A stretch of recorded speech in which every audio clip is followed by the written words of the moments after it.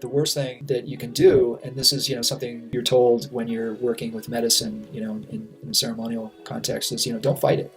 Because when you fight it, that's when you have the roughest experience. You just have to create a space where just observe and, let it happen and see, what can I learn from this experience. Going into the studio to do the record was, it was like, do I have anything left?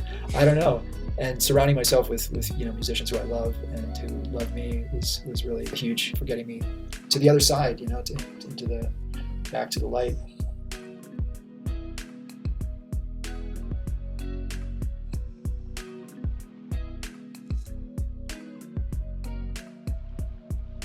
Here we are. We got Mike Rivard from Club Delph, like a clubbed elf. Mike, so glad to have you on here, man. So for everyone out there listening, Club Delph is a group led by Mike. They play some out of the box music. Double album coming out from Club Delph, April 1st, blending trance music and jazz, psychedelic rock, world music, electronica. Mike, to start this off, I was doing some research into your musical background before this, and I came across something that's been an influence to you, Gnaoua music. Can you tell me about that and what about it's like so moving and inspiring to you? Well, it's mostly pronounced Gnaoua, Gnaoua.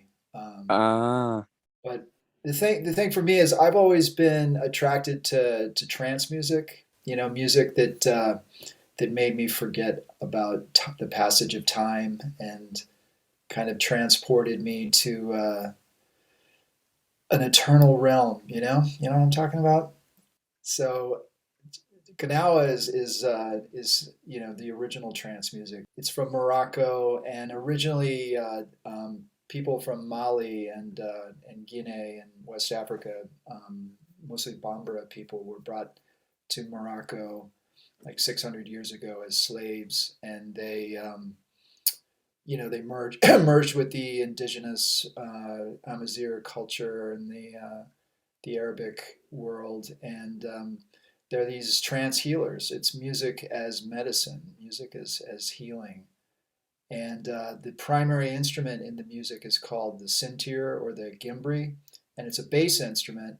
So as a bass player, I was always drawn to this music because the sound of the instrument is one of the most incredible sounds I've ever heard. It's like a tuned drum. It's like a drum and a bass playing in unison, one rhythm section played by one person, and it's it's basically a hollowed out piece of wood, like a canoe, with an animal skin stretched over it, a camel skin usually, and with kind of a broomstick handle going down the middle, and three gut strings made of goat intestine.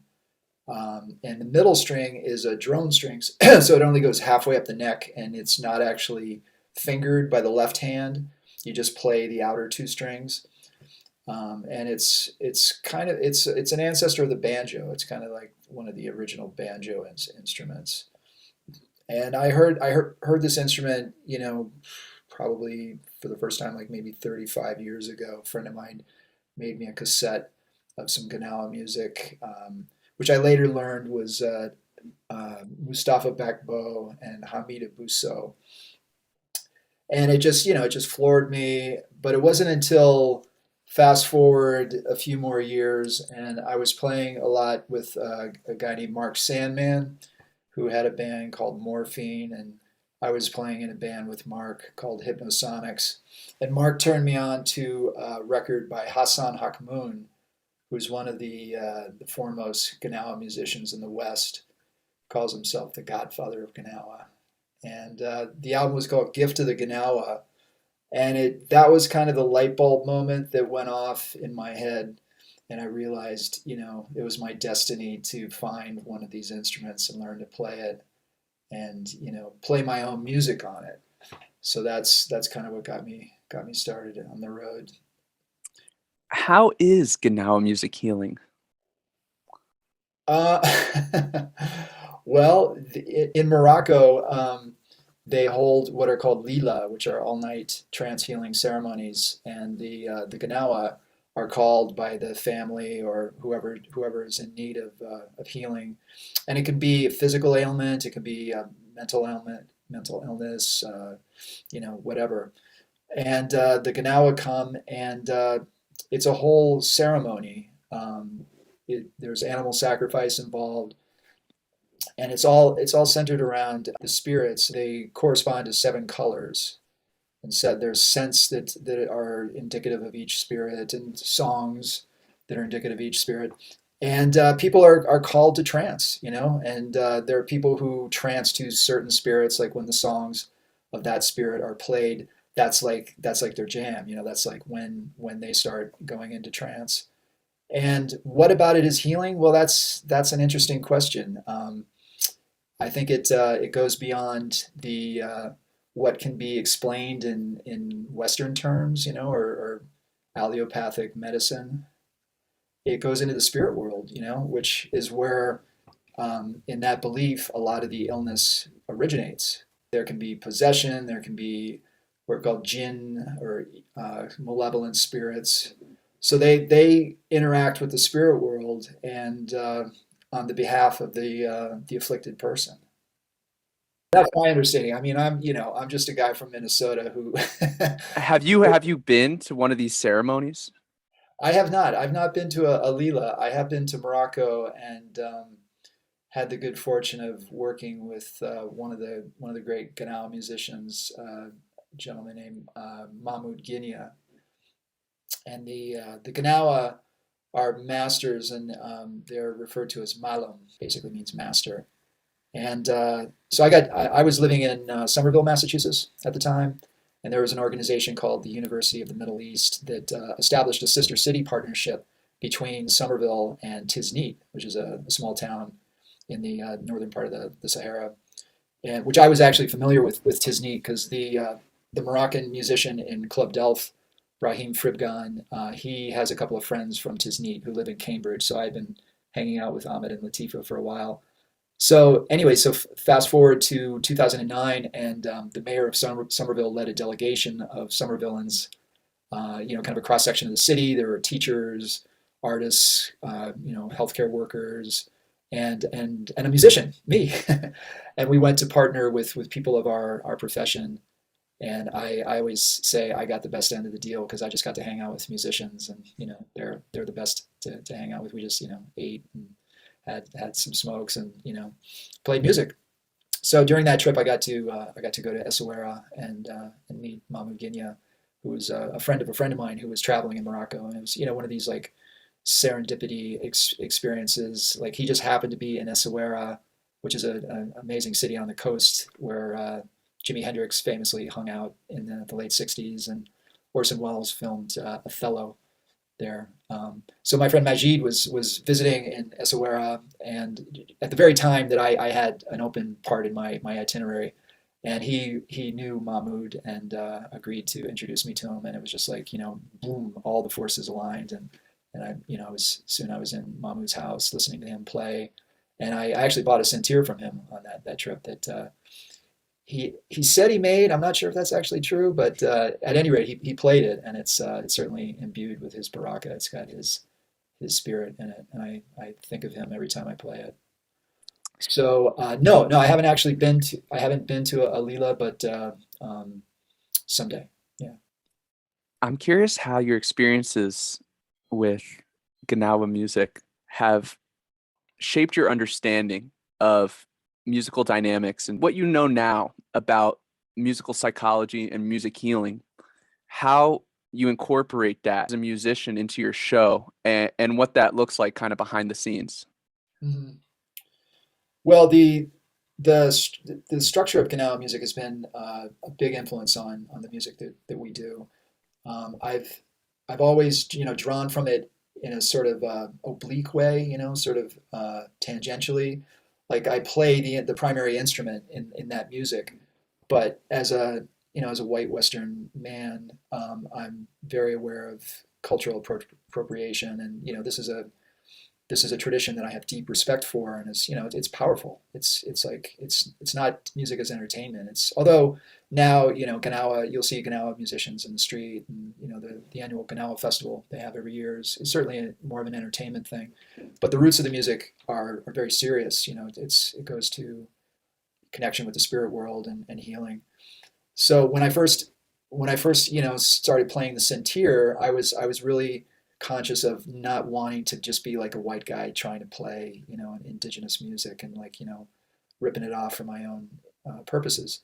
And it helped that I was hanging out with Moroccan friends, and I used them as kind of a cultural barometer just to make just to keep me in check and make sure that what I was doing was okay, and respectful.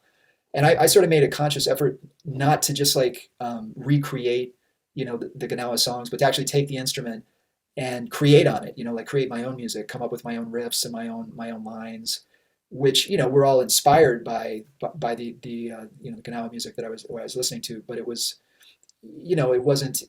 that overt. And I started writing, right away. I just started writing my own tunes. And when I got the instrument, Sandman had already passed away. He famously in Morphine invented an instrument, the two-string slide bass, and his whole thing was like, minimalism and taking away, like, he had a funny thing. He would say, like, well, all you need is one string because all the notes are are on that one string. Anything else is superfluous, and it's that's just kind of Mark being Mark. But he was very into minimalism, and I always regret that I never got to play the sintir with him because I think he would have really enjoyed it. He did get to play with Brahim.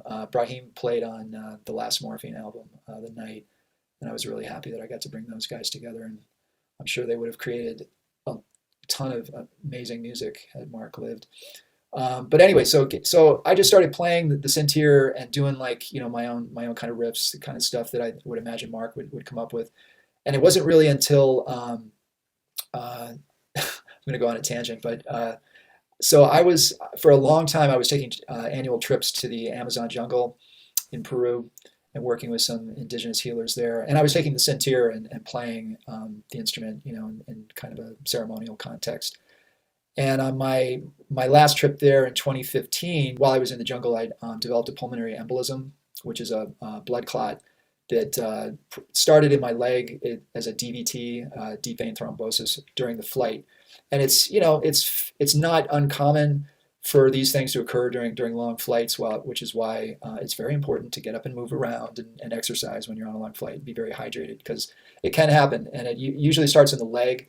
And while I was in the jungle, it traveled up and lodged in my lung, and I started having heart palpitations and difficulty breathing, and just massive anxiety and insomnia. I mean, it fucked me up really, really bad.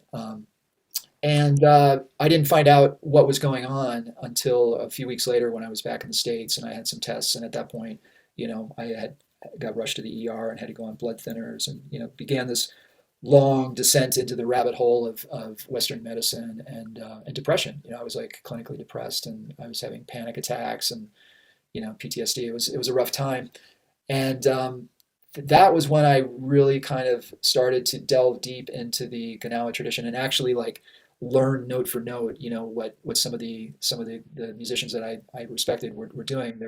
There's a great album that Bill Laswell produced called Night Spirit Masters. You might be familiar with, and it's probably the most well recorded sintir sound. I mean, it's really the gold standard. It just sounds amazing, and I love the playing of Mustafa Bakbo on that, and his playing on the Hamuda just always floored me. So I just said about because when you're not sleeping, you gotta find something to occupy yourself with other than your brain gnawing on itself. So I was at the time I was living in an old farmhouse by myself in like on 80 acres of conservation land in Lincoln. So it was pretty remote. So I could be up at 4 in the morning and not disturb anybody and take long walks and whatnot. So I said about playing note for note what these musicians did, and that was when I really kind of delved deep into the tradition in a way that I'd always sort of circumnavigated, for reasons of not wanting to tread where I shouldn't go. But it was also kind of a DIY experiment in healing myself through healing music, because I was just not in a place where I could actually like travel to Morocco and present myself and to the Gnaoua musicians and have a Leela for myself. I wasn't in that place, but something about the music, even played by a person who's not from the tradition, something in the instrument. I don't know. There's a spirit, and there's definitely a spirit in the music, and maybe it's the repetition. Because trance music is all about repetition. The same thing happening over and over, and it's something that happens over a period of time. As the brain entrains itself to like a steady, repeated element. I was into brain machine technology, like analog brain machines in the 80s, which were all about you would put on headphones and have like goggles, and they would pulsate at a certain frequency, and the different frequencies corresponded to different states of consciousness. So I was always, I've always been into altered states of consciousness. That's been something fascinating for me, and working in the dream world and working with plant medicines. So yeah, so dealing with finding my way out of the darkness of my depression. Gnaoua music was really a huge tool for me to kind of find my way back from that. But I, I'm really hesitant to. I mean, it's hard to put labels on music, especially music like ours, because it's so multi hyphenated. And healing music is something that I strive for, but I kind of hesitate or sort of cringe at like applying that, because it's rather assumptive. Like maybe it's not going to heal everybody. Maybe it's only heals certain people, but that's what I strive for. Is to play music that that kind of taps into something that could actually be of use in a sense, in a healing sense. in reflecting on that experience of healing that you were referring to, the anxiousness, the panic, the fear, the depression, what do you think you learned from all of that, reflecting on it? And like in hindsight and looking now at your perspective today, Mm. what is your schema regarding anxiety, fear, death, depression? How do you handle these emotions now with the insights you've gained from your experiences? Well, I mean, that whole time was as deep a dive into that as I've ever done, and this is coming from a person who's always been somewhat attracted to the spirit world, or the darker side of things. I was born on Halloween, which is when the veil between the worlds is at its thinnest, and I've had a lifetime love of monster movies and horror, and that was one of the things that John Medeski and I kind of bonded on early in our relationship. We were in a band, the Either Orchestra, together in the '80s in Boston, and on tour we would generally bunk together, and we kind of connected on it in a mutual love of John Waters films and horror movies and macrobiotics. So I've always had like a tendency towards the darkness, and that's played a big part in a lot of my kind of medicine journeys.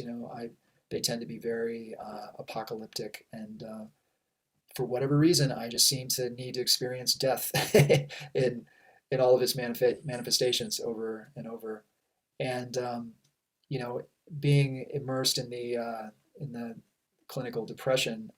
I refer to it as the upside down. Did you watch Stranger Things? There's kind of like this parallel universe that one of the characters goes into, and that's what it was like for me. It was like one moment I would be feeling something, and then suddenly like a veil would shift, and I would be in a totally different place. So that whole experience was something I wouldn't recommend to anybody, because it was harrowing. I mean, I was in a place where nothing that was sacred to me, or nothing that had any meaning anymore. It was just everything went away. Music that I loved to listen to, my favorite records, I just had no pleasure in anything. So it was a really difficult music, and I felt like such an imposter. I felt like so much of what I was doing at that time was trying to hide what was going on, in my internal world, because I make my living through music. I mean, besides Club Delph, I do a lot of freelance work, and I'm playing with some well-known people, and there's a stigma about depression, and you don't want to you don't want to. At least what I felt was people wouldn't want to work with someone that that was going through the kind of internal experiences that I was going through. So I really kept it on the DL, and that whole experience, as rough as it was, it really taught me some lessons that I don't know if I could have learned any other way. Like don't take yourself out of the picture. Don't remove yourself from your community and your friends, which is something that I did. I just kind of went off on my own and thought I didn't want anybody to see me like this. So a lot of my friends didn't even know what was going on. And I I grew up in a military milieu. My dad was a lieutenant colonel in the Marines, and there was always kind of a just kind of suck it up and just deal with it attitude. Like you don't complain.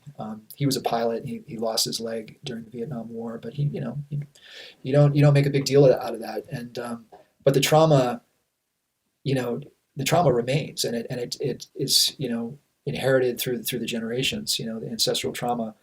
And one thing I learned is that I really want to deal with my with my trauma. I had to. I mean, I didn't have any chance or choice because that was what was put on me. And yeah, it was just a deep learning experience of that I don't need to live in the darkness. I've been fascinated by it. I've been compelled to it, but there's nothing wrong with some light because it's all about balance. You gotta have the yin and the yang, and I was like way off in the dark realm for too long. So now, if let's say you did have maybe like a panic attack in the future, what kind of self-talk goes on given your perspective now? I mean, I think the most helpful thing is just focus on your breath. And one of the positive things that came out of that whole experience for me was I really got my meditation practice in order. A lot of times, when I couldn't sleep at night, I would just get up and sit at my altar and just sit and meditate. Which was harrowing because my brain is gnawing on itself. But the act of like really developing a practice, like just sitting through it and just working through it, and accepting it, because the worst thing that you can do, and this is something you're told when you're working with medicine, in a ceremonial context, is don't fight it, because when you fight it, that's when you have the roughest experience. You just have to create a space where just observe and let it happen and see what can I learn from this experience. This is what I'm feeling. I'm not going to reject it. I'm just going to look at it with as open a mind as I can. And I've had I was having panic attacks on stage, and dude, that's the worst. I mean, I'm a person that I can kind of hide it pretty well, and like I think most people weren't really aware of it. But now, if it happens, the first thing I do is to just focus on my breath and just this is where I'm at right now. It's not where I'm going to be in 10 minutes necessarily. It's not where I'm going to be tomorrow, but it's where I am right now, and let me just witness it and see where it goes. Mm. So Mike, jump into back to the side, talking Club Delph. Yeah, let's talk about more music, man. Yeah.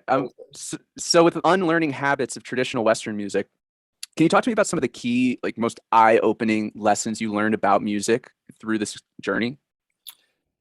Well, number one is you have to get over the that voice in your head that says you have to keep changing what you're playing, or you have to fill, because trance music is all about repetition and learning to play the same thing over and over and over. And getting back to Sandman one more time, that was when I was in the Hypnosonics.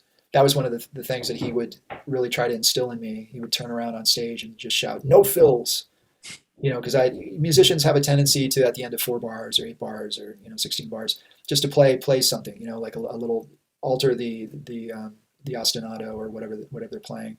And you know when you're trained in a jazz milieu, like I went to Berkeley, and kind of the attitude is like always keep playing new stuff. Just if you play the same thing, it's stale. It's almost like you should be ashamed to repeat yourself, and that's something that you really need to get over. And I had to kind of train myself to not get bored. Not get bored with playing the same thing, and to just do it with intention, spiritual focus, and like a meditative. Uh,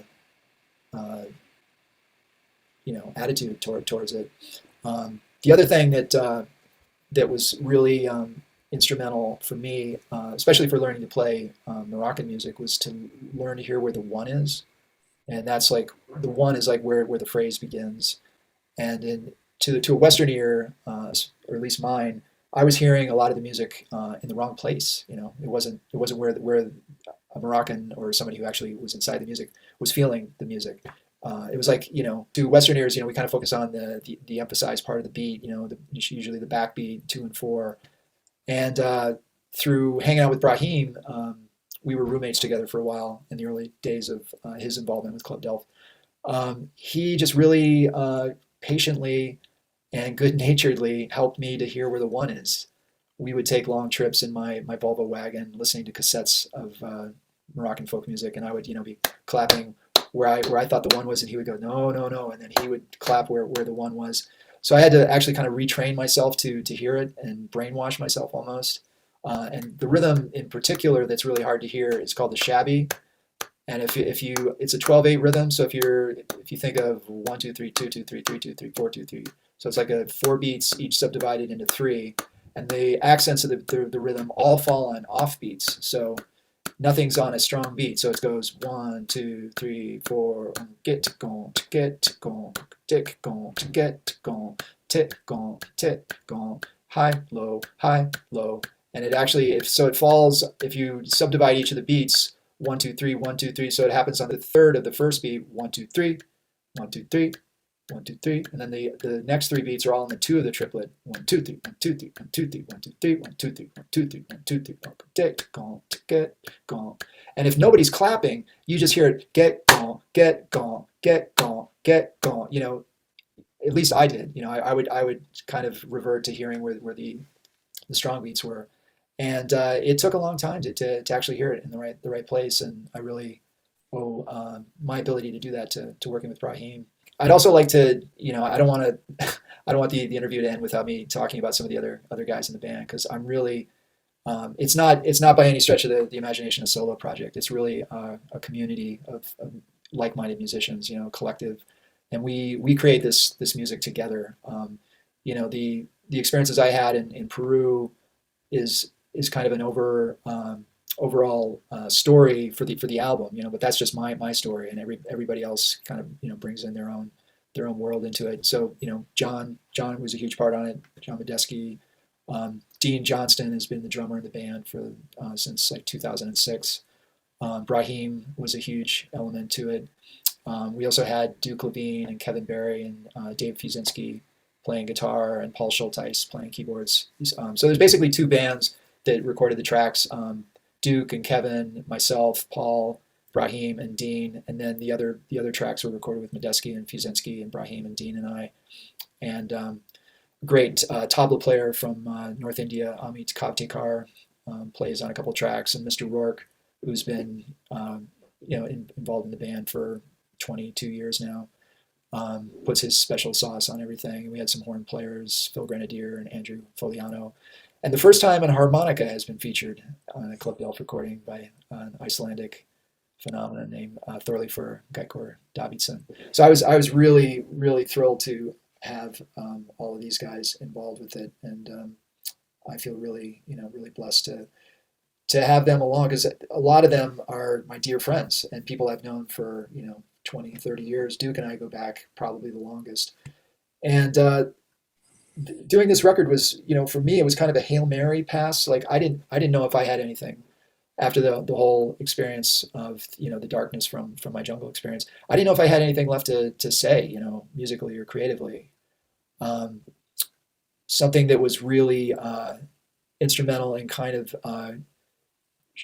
hitting the reset button for me was I did a round of ketamine infusion therapy, which has become pretty effective for treatment-resistant depression, and that kind of set like rebooted my brain chemistry, and allowed a lot of the other therapeutic modalities that I was doing, like talk therapy and the work with the trance music and everything else. It really gave it a foundation where I could kind of move forward.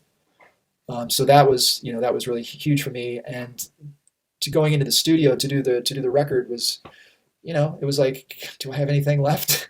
I don't know. And surrounding myself with musicians who I love and who love me was really a huge experience, for getting me to the other side, into the back to the light. Man, I can't wait to hear it.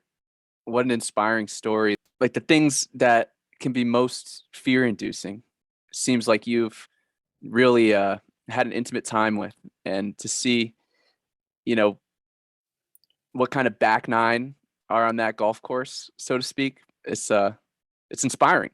Mike, wrapping this up, talk to me about, in addition to the people you made this album with, what about this album are you most excited about? I'm excited about paying tribute to a lot of where we came from as musicians. Like the whole experience with the my personal darkness, and then the global darkness of the pandemic. And one of the big takeaways is gratitude and paying back. So we do a lot of cover tunes on this record. We cover a song by Frank Zappa, who's been a huge influence for myself and a bunch of guys in the band.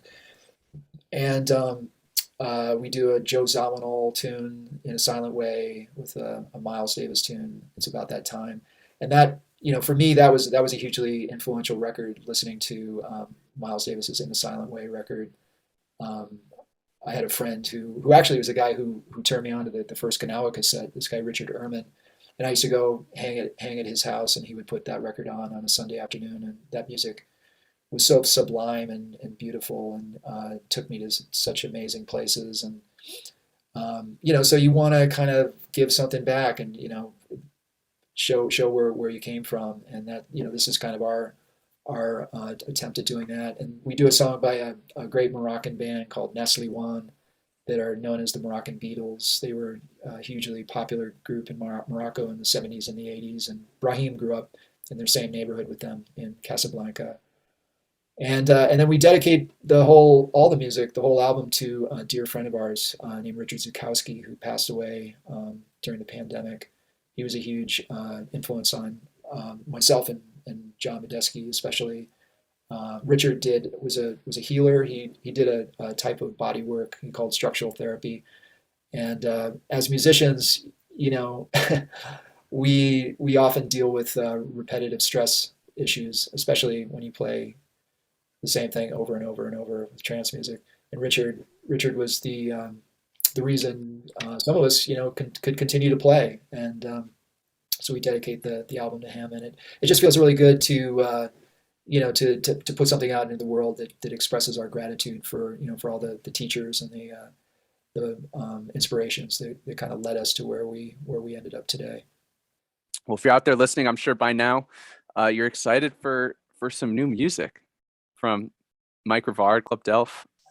My head's spinning. I want to ask you 1,000 more questions. We got to jump off here, though. I'd love to have you for a round two, maybe later this year, to dive deeper into your pool of wisdom there, Mike. But man, thank you for coming on. If you listen this far, so where can everyone find Club Delph online? And this album's coming out April 1st. Is that correct? April Fool's Day. Yep, but it's no joke. Or is it? It's called You Never Know. The website's clubdelph.com. It's on Bandcamp. It'll be available on Apple and all the portals and streaming. And I'm not sure when this is going to broadcast, but we've got one of the songs on the album is the Gnaoua song that was taught to me by Mamu Guinea, and that's being released tomorrow. Relics magazine is doing a premiere of the video for that, so you can check that out. I'll tune in. Yeah, well, this is gonna be out after that, so we're gonna link that here. Okay, we'll cool. have all kinds of links. Mike, thank you again, man. It was great to meet you, and I look forward to continuing this back and forth. Thanks, Cam. It was great. Thanks for the opportunity. Thank you, man. Looking forward to listening. You made it this far. Thank you for listening, and a big thank you to our sponsors, Hemp Relief CBD, SEM Tickets, Devil Wind Brewing, and Artillery Productions. We got links in the description below. Go check out all the awesome stuff they've got going on. And yeah, much love, everyone.